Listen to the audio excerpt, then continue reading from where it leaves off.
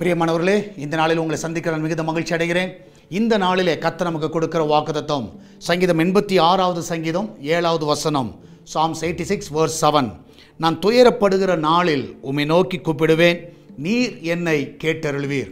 நான் துயரப்படுகிற நாள், கஷ்டப்படுகிற நாள், கண்ணீர் விடுகிற நாள். ஒருவேளை நான் விசுவாசிக்கிறேன், நீங்கள் இப்படிப்பட்ட துயரத்தில் நீங்கள் போய்கொண்டு இருக்கலாம். ஒருவேளை உங்களுடைய விண்ணப்பத்தை யாரும் கேட்காமல் இருக்கலாம். ஆனால் உங்களுடைய துயரத்தை கேட்கிறதற்கென்று ஒரு தேவன் இருக்கிறார். அவர் தான் நம்முடைய ஆண்டவர் இரட்சகருமாகிய இயேசு கிறிஸ்து. இந்த காலையில் நான் விசுவாசிக்கிறேன், நீ என்ன துயரத்தில் இருந்தாலும், என்ன பிரச்சனையில் இருந்தாலும் ஆண்டவரை நோக்கி கூப்பிடுங்க. நிச்சயமாய் அவர் கேட்டருளி உங்களுக்கு நல்ல ஒரு பதிலை உங்களுக்கு இந்த நாளிலே தருவார். நம்ம எல்லாம் ஜெபிக்கலாமா?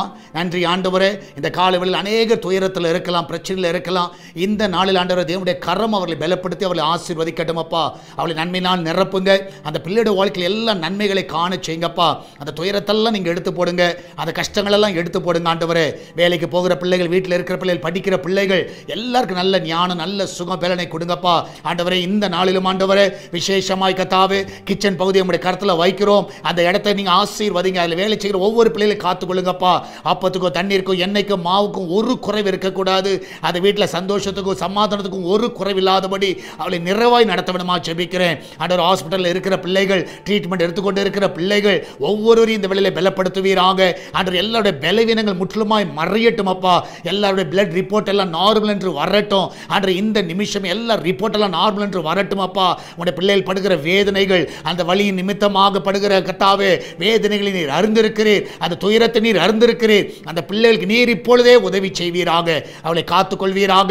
மகிமையான காரியங்களை செய்யுங்கப்பா ஆண்டவரே. கர்த்தாவே, சால்வேஷன் டிவிக்காக நாங்கள் ஜெபிக்கிறோம். அந்த தேவையெல்லாம் சந்திங்கப்பா. இதனால கூகுள் பே, ஃபோன்பே, பேடிஎம் மூலமாக, மணி ஆர்டர் மூலமாக, பேங்க் டிரான்ஸ்ஃபர் மூலமாக வருகிற ஒவ்வொரு காணிக்கை தசமங்களை ஆசீர்வதிங்கப்பா. அந்த பிள்ளை வாழ்க்கையில் நிறைவாய் நடத்துங்க ஆண்டவரே. இதுக்கு விரோதமாய் எழும்புகிற எல்லா ஆயுதங்கள் ஆண்டவர் முற்றிலுமாய் ஒளிந்து போகட்டும் அப்பா ஆண்டவர். நீரே கர்த்தாவே எங்களுக்கு ஜெயத்தை தருவீராக ஆண்டவர். எங்களோடு கூட இருந்து வழி நடத்த வேணுமா ஜெபிக்கிறேனப்பா. விசேஷமாய் கர்த்தாவே, இதனால பர்த்டே, வெட்டிங் அனிவர்சரி கொண்டாடுகிற எல்லா பிள்ளைகளை ஆசீர்வதிங்க. எல்லா நன்மையினால் நிரப்புங்கப்பா. ஒரு குறைவில்லாமல் நடத்துங்க. இம்மட்டும் நடத்தி வந்த எல்லா பாதைகளுக்காக கோடான கோடி நன்றி நாங்கள் ஏறெடுக்கிறோம் அப்பா.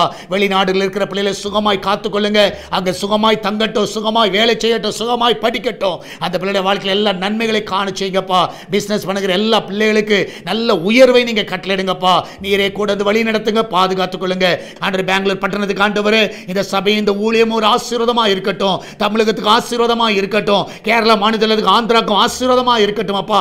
இந்தியா தேசத்துக்கு ஒரு ஆசீர்வாதமா கர்த்தாவே இந்த ஊழியத்தை எடுத்து நடத்துவீரமா ஜெபிக்கிறேன். நீரே காத்துக்கொள்ளுங்க, வழி நடத்துங்க. இயேசுவின் நாமத்தில் ஜெபிக்கிறோம் எங்கள் அன்பின் பரலோக பிதாவே. ஆமென், ஆமென். பிரியமானவர்களே, கர்த்தர் உங்களோடு கூட வழி நடத்துவாராக. God bless you.